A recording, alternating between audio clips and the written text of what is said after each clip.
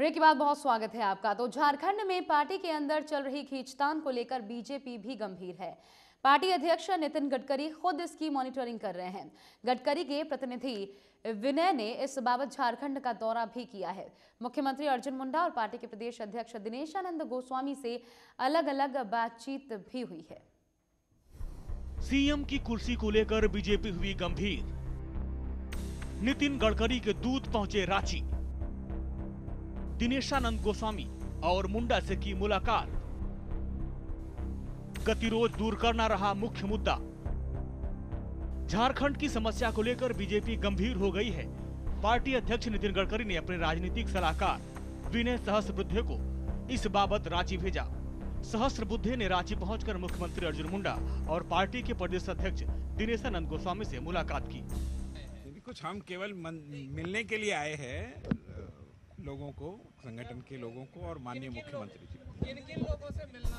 विनय सहस्त्रबुद्धे भले ही खुलासा करने से बच रहे हों, लेकिन राजनीतिक समझ रखने वाले इस मुलाकात को सीएम की कुर्सी को लेकर चल रही खींचतान को दूर करने की कवायद मान रहे हैं। आपको बता दें कि जेएमएम ने बीजेपी को चेतावनी दे रखी है कि सीएम की कुर्सी उसे सौंपे जाने का फैसला 10 जनवरी तक नहीं लिया गया तो वो सरकार गिराने को बाध्य हो जाएंगे। हालांकि बीजेपी इस तरह के किसी समझौते से इनकार करती रही है। देखिए, राजनीति में जो गठबंधन की सरकार हम लोग चला रहे हैं इस राज्य में, तो इसमें आपस की विश्वसनीयता और आपस में परस्पर सहयोग की भावना ये ज़्यादा होना चाहिए, ना कि कोई लिखित और अलिखित बात की जानी चाहिए। स्थानीयता पर भी समिति बनी हुई है। सुदेश महतो, हेमंत सोरेन और बैद्यनाथ राम जी उस कमेटी में है। तो सारी बातें तो उस जो कमेटी बनी हुई है उसके माध्यम से भी आनी है, लेकिन ये बीच में इस तरह के डिमांड रखना मैं समझता हूँ कि राजनीतिक मर्यादा के अनुकूल नहीं है। इधर मुख्यमंत्री अर्जुन मुंडा ने साफ कर दिया है कि वो किसी भी कीमत पर सीएम की कुर्सी से समझौता नहीं कर सकते। इन सारे विषयों पर हमारे सहयोगी दल विचार विमर्श करेगा, चर्चा करेगा और मैं ये मानता हूं कि एक स्थिर सरकार जिस ढंग से हम लोगों ने प्रयास किया है वह स्थिर सरकार आगे भी हम सब इस राज्य के प्रगति की दिशा में जो प्रतिबद्धता है उस प्रतिबद्धता के अनुसार हम आगे बढ़ेंगे। मुख्यमंत्री अर्जुन मुंडा ने कांग्रेस को भी कहा कि वो चाहे तो अपनी इच्छा पूरी कर ले, इसके लिए वो तैयार हैं। तो मैं निश्चित रूप से कहूंगा कि कांग्रेस को अपनी स्थिति स्पष्ट करते हुए यदि वो इस बात के तरफ आगे बढ़ता है कि वो इस राज्य को नेतृत्व करना चाहता है, उसके पास आंकड़े हैं, वो चाहता है कि हम सरकार बनाएं, तो मैं वैसे लोगों का भी स्वागत करूंगा, क्योंकि इस राज्य की जरूरत है स्थिरता और लोकतांत्रिक मूल्यों के आधार पर सरकारें चले। अब देखना यह है कि 10 जनवरी के बाद झारखंड की राजनीति कौन सा गोल खिलाती है। अमन कुमार, साधना न्यूज, रांची।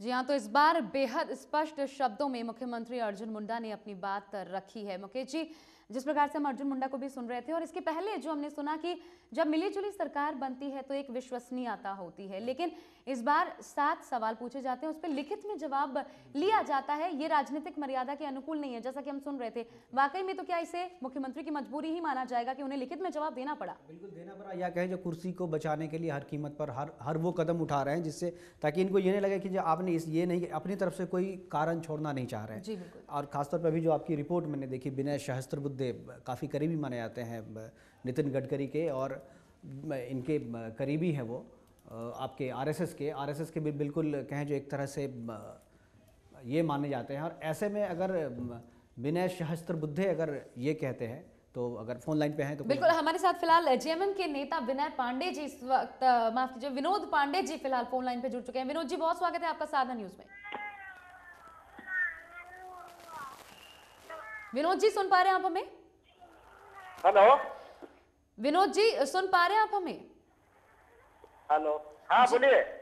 बिल्कुल, जो कुछ चल रहा है फिलहाल राजनीतिक घमासान झारखंड के अंदर, आपसे जानना चाहेंगे क्या कुछ जेएमएम ने अब रणनीति बना ली है? 10 तारीख को क्या होने वाला है जेएमएम की तरफ से, कुछ इस पर बता सकते हैं? बात नहीं है, जो हम लोगों ने जो सवाल उठाए थे जी उसका जवाब माननीय मुख्यमंत्री जी ने दिया है। जी। और जो जवाब आया है हम उसको बैठक, जो हमारी बैठक होने वाली है 6 तारीख को और 10 तारीख को, जी उस बैठक में रखेंगे और फिर उस पर हम लोग चर्चा करेंगे। विनोद जी, फिर आगे एक सवाल मेरा आपसे ये है कि सरकार जो होती है, मिलीजुली सरकार जब बनती है तो विश्वसनीयता पे ये बनती है। मुख्यमंत्री से लिखित में जवाब लेना, क्या ये आप मानते हैं कि राजनीतिक मर्यादा के अनुकूल है?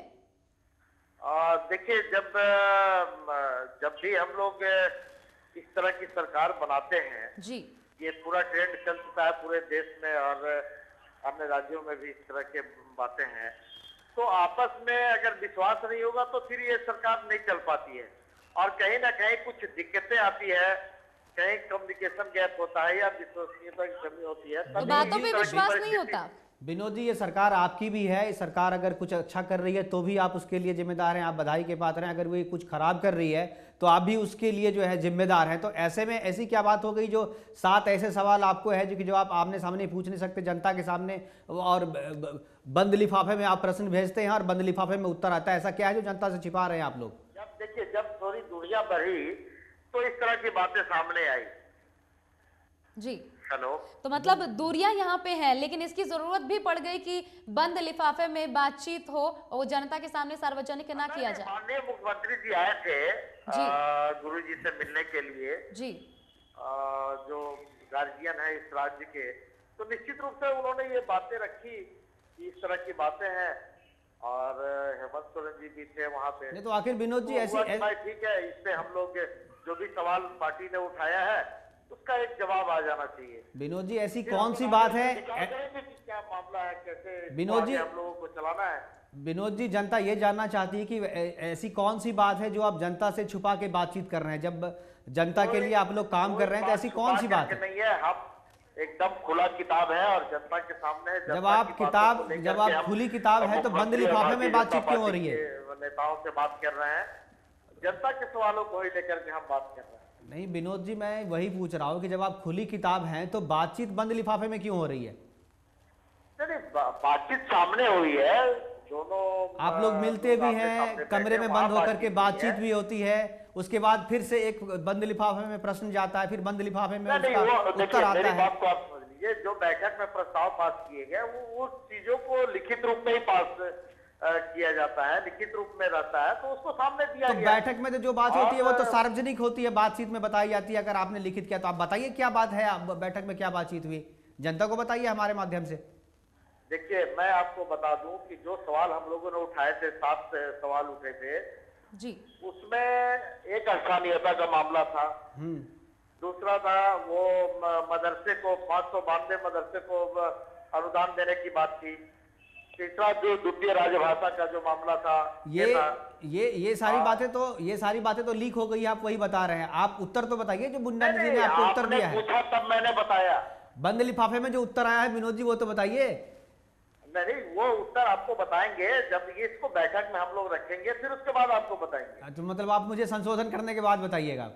नहीं, कोई संशोधन नहीं होगा, आप निश्चित रहे, कोई संशोधन नहीं होगा। चलिए, आप बताए ना बताएं, कल हम आपको बता देंगे। सारा चीज हमने कहा कि खुली किताब की तरह है, बिल्कुल सामने रखा जाएगा। विनोद पांडे जी, खबर ये भी आ रही है कि कुछ शर्तें लगाई गई हैं जेएमएम की तरफ से, कितनी सच्चाई है इसमें?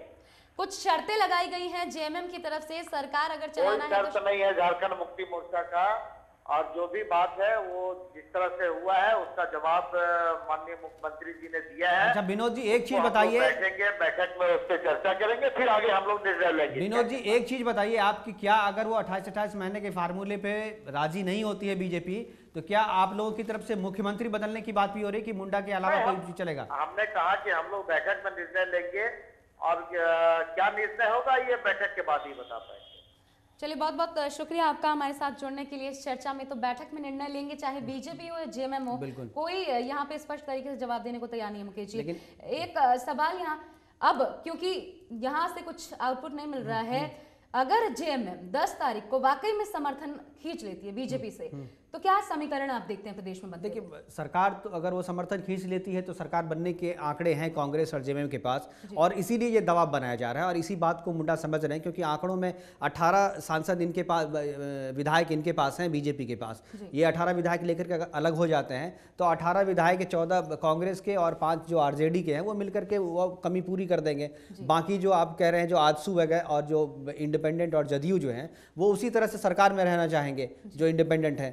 तो एक तरह से कहें जो बीजेपी अलग हो जाएगी और बाकी लोग मिलकर के सरकार बना लेंगे। सरकार बनाने के आंकड़े हैं, तभी इतना दबाव बनाया जा रहा है। अगर आंकड़े नहीं होते कांग्रेस के पास तो मुंडा भी कंफर्टेबल पोजीशन में होता, बीजेपी भी कंफर्टेबल पोजीशन में होती, वो इस तरह के दबाव में नहीं आती। आज जो ये सहस्त्रबुद्धे जी को भेजना पड़ा है बीजेपी को, गडकरी को, तो साफ है कि बातचीत पे बीच का फार्मूला निकालने की कोशिश की जा रही है। और सरकार बचाने का यही एक रास्ता हो सकता है कि या तो जेएमएम को आप दें अगला 28 महीने का टर्म, या नहीं तो जेएमएम को इस बात के लिए मनाया जाए कि मुख्यमंत्री बदलने के फार्मूले पे आपके पसंद का कोई दूसरा मुख्यमंत्री बीजेपी से ही हो, लेकिन मुंडा को बदल दिया जाए और एक बीच का रास्ता निकाला जाए। और सहस्त्रबुद्धि के रांची पहुंचने का यही एक मतलब है, दूसरा और कोई मतलब नहीं। इसी फार्मूले के साथ सहस्त्रबुद्धे पहुंचे। वो केवल बीजेपी के नेताओं के साथ ही नहीं बल्कि जेएमएम के नेताओं के साथ भी बातचीत करेंगे। बिल्कुल, तो ये राजनीतिक स्थिति दिखाई पड़ रही है फिलहाल, लेकिन 10 जो जनवरी कहा जा रहा है वो काफी महत्वपूर्ण होने वाला है। ओके जी, इस चर्चा में जुड़ने के लिए बहुत बहुत शुक्रिया। विशेष में इतना ही।